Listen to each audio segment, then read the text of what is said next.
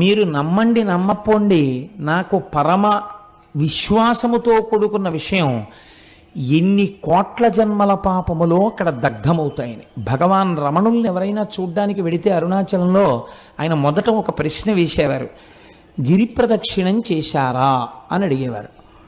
వాళ్ళు మళ్ళీ ఓ గంట పోయాక కనపడేవారు, భగవాన్ మీరు చెప్పినట్టుగా గిరి ప్రదక్షిణానికి వెళ్ళొచ్చాం అనేవారు.